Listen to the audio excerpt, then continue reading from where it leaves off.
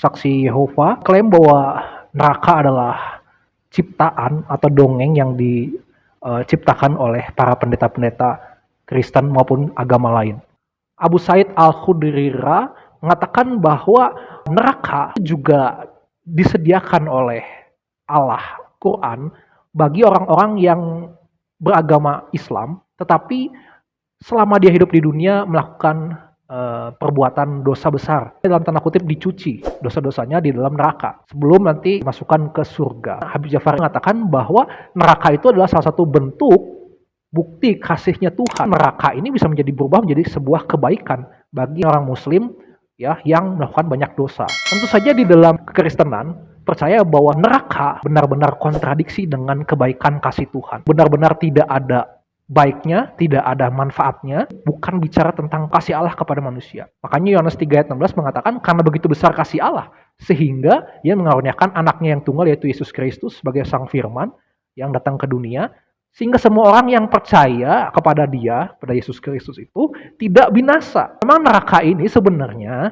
itu bukanlah ciptaan Tuhan secara langsung. Seperti misalkan Tuhan menciptakan manusia dengan tangannya, Allah bisa menggunakan manusia untuk menciptakan sesuatu. Neraka secara abstrak itu sudah diciptakan oleh Allah.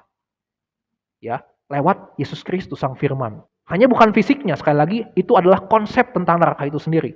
Ya, sekali lagi di dalam pengetahuan yang baik dan yang buruk, lewat kehendak manusia yang diciptakan oleh Allah, lewat hukum-hukum yang sudah diciptakan oleh Tuhan, lewat ketetapan-ketetapan yang sudah diciptakan oleh Tuhan, lewat konsekuensi yang sudah Tuhan ciptakan dari awal.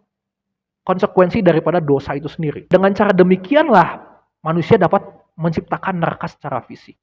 Ketika manusia tadi tidak ikut kehendak Tuhan, manusia ikut kehendak iblis, maka dengan demikian manusia memilih mengaktifkan konsekuensi dosa itu sendiri, yang akhirnya manusia melakukan hal-hal yang buruk, buah dosa itu, dan kemudian melahirkan hal-hal yang buruk, yang akhirnya diwujudkan menjadi neraka secara fisik. Ketika dunia ini, sistem dunia ini menciptakan adanya persaingan antara satu orang dengan yang lainnya, disitulah neraka itu mulai lahir. Dari persaingan, kemudian peperangan, ketika api yang ditimbulkan oleh peperangan itu kemudian menghancurkan bumi ini, bahkan sudah menjadi bagian dari bumi yang terkutuk oleh karena dosa manusia ini.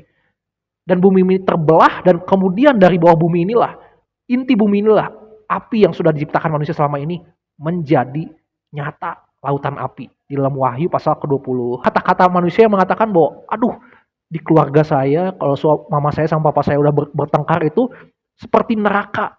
Nah, ini kata-kata seperti ini sering keluar.